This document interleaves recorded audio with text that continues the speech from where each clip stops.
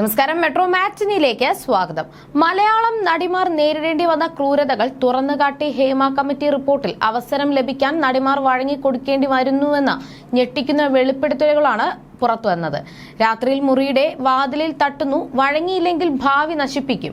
പലരും സഹിക്കുന്നത്, ഒറ്റപ്പെടുന്നത് പേടിച്ചാണ്. വനിതാ നിർമ്മാതാക്കളോട് നടന്മാർ അപമാനിക്കുന്നു. നടിമാർ ആക്രമിക്കപ്പെട്ടത് ഒറ്റപ്പെട്ട സംഭവമല്ലെന്നും റിപ്പോർട്ടിൽ പറയുന്നു. രാത്രിയിൽ വാതിലിൽ മുട്ടുന്ന നടന്മാരെ കുറിച്ചുള്ള പരാമർശം പുറത്തുവരുമ്പോൾ നടൻ മുകേഷിനെതിരായി നേരത്തെ ഉയർന്ന ആരോപണം വീണ്ടും ചർച്ചയിൽ കൊണ്ടുവന്നിരിക്കുകയാണ് സോഷ്യൽ മീഡിയ. മുകേഷിനെതിരെ ലൈംഗിക ആരോപണവുമായി വനിതാ സംവിധായകയാണ് രംഗത്ത് വന്നത്. മുംബൈ കേന്ദ്രമാക്കി പ്രവർത്തിക്കുന്ന കാസ്റ്റിംഗ് ഡയറക്ടർ ടെസ് ജോസഫാണ് മുകേഷ് തന്നോട് മോശമായി പെരുമാറിയ വിവരം ട്വിറ്ററിലൂടെ വെളിപ്പെടുത്തിയത്. കോടീശ്വരൻ എന്ന ടെലിവിഷൻ പരിപാടിയുടെ ഷൂട്ടിങ്ങിനിടെയാണ് മുകേഷ് തന്നോട് മോശമായി പെരുമാറിയതെന്ന് ടെസ പറയുന്നത്. അന്ന് മുകേഷ് താമസിച്ചിരുന്ന ഹോട്ടൽ റൂമിനടുത്തേക്ക് തന്നോട് താമസം മാറാൻ ആവശ്യപ്പെട്ടിരുന്നതായും പലതവണ ആവശ്യപ്പെട്ടതിനെ തുടർന്ന് അന്നത്തെ തന്റെ ചാനൽ മേധാവിയും തൃണമൂൽ നേതാവുമായ ഡെറക് ഒബ്രമിനോട് പറഞ്ഞിരുന്നുവെന്നും അദ്ദേഹം അടുത്ത ഫ്ലൈറ്റ് പിടിച്ച് തന്നെ രക്ഷിക്കുകയായിരുന്നുവെന്നും കൽക്കത്ത സ്വദേശിയായ ടെസ പറഞ്ഞിരുന്നു. ദേശീയ തലത്തിൽ പല പ്രമുഖർക്കെതിരെയും മീ ടു ക്യാമ്പയിനിൽ ലൈംഗിക അതിക്രമങ്ങൾ വെളിപ്പെടുത്തുന്നതിനിടെയാണ് മുകേഷിനെതിരായ ആരോപണങ്ങൾ രംഗത്ത് വന്നത്.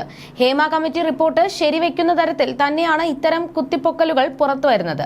അതേസമയം സ്ത്രീകൾക്ക് നേരെ നടന്ന ലൈംഗിക അതിക്രമങ്ങൾ അടക്കം കേട്ട് ഞെട്ടിപ്പോയെന്ന് ഹേമ കമ്മിറ്റി റിപ്പോർട്ട് തന്നെ പറയുന്നുണ്ട്.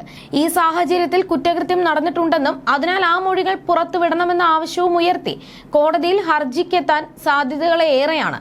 സ്വകാര്യത സംബന്ധിച്ച നിയമ പ്രശ്നങ്ങൾ ഉള്ളതിനാൽ ഈ മൊഴികൾ പുറത്തുവിടുന്നതിന് കോടതികൾ പച്ചക്കൊടി കാണിക്കാൻ സാധ്യത കുറവാണെങ്കിലും അത് നിയമയുദ്ധങ്ങൾക്ക് ശേഷമായിരിക്കും തീരുമാനിക്കപ്പെടുക.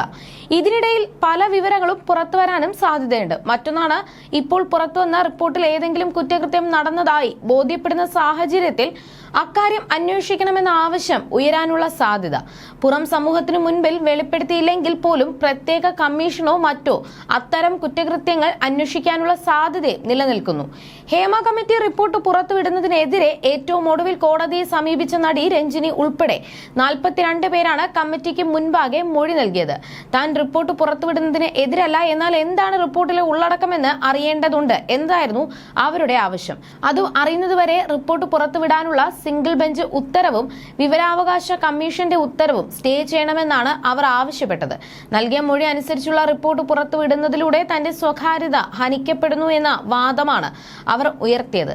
ഇത്തരത്തിൽ മൊഴി നൽകിയ ആരെങ്കിലും അത് സ്വമേധയാ പുറത്തുവിടുകയോ അല്ലെങ്കിൽ നിയമവഴി തേടുകയോ ചെയ്താലും നിയമയുദ്ധങ്ങൾ ഉറപ്പാണ്.